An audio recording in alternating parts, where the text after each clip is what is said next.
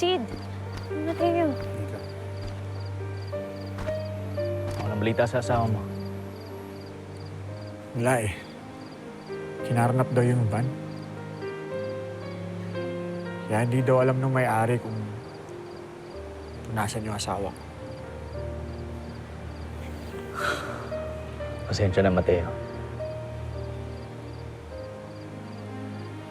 Tutuloy ko pa rin yung pinag-usapan natin.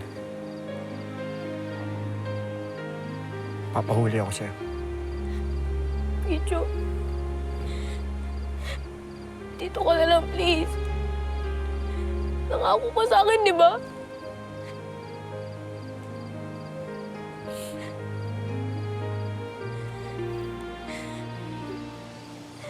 Anong pulis? Mag-ipulit si Kuya Jo. Parang awa niyo na. Pepe.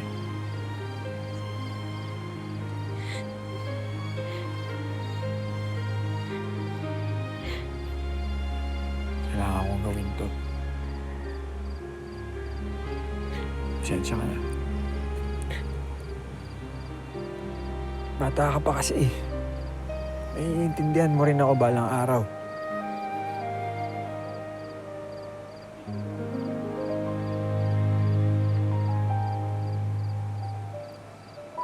O nga pala, si Sister Beckham. Ayun na nga eh, napasugod doon kila Naomi kasi may nangyari daw doon sa mama niya. Anong nangyari kay Lola? Hindi ko rin alam eh, pero emergency daw kaya nagmamadaling umalis si sister kanina. Ayun nga, sobrang torn kung aalis ba siya o hihintayin ka kasi naghihintay din yun sa'yo eh. Okay lang. Naiintindihan ko naman. Hindi naman niya akong dalawin sa kulungan eh. Sid, hindi ka. Pakisabi na lang kay Sister Beckham na huwag sukuan tong roving school bus.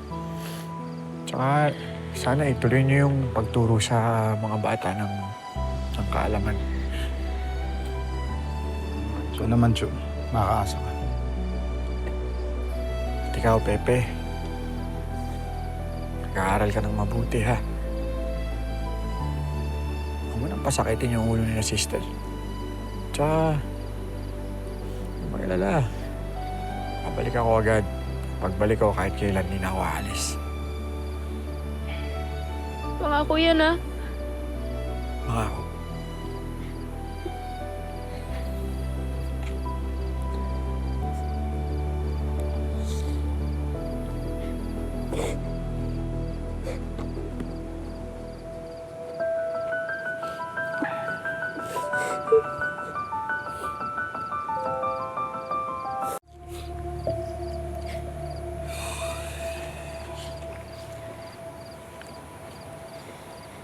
Samuel,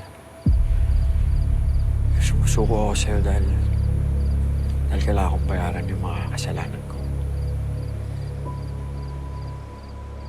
Pero nakikiusap ako. Sana, habang nakakulong ako, hanapin niyo yung asawa ko.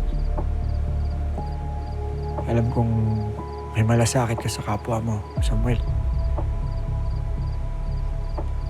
Kaya may tiwala ako sa'yo na mahahanap mo yung asawa ko.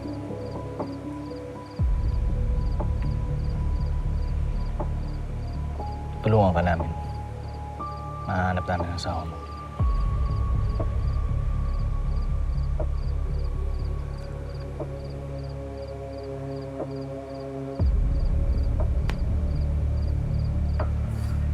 Maraming salamat.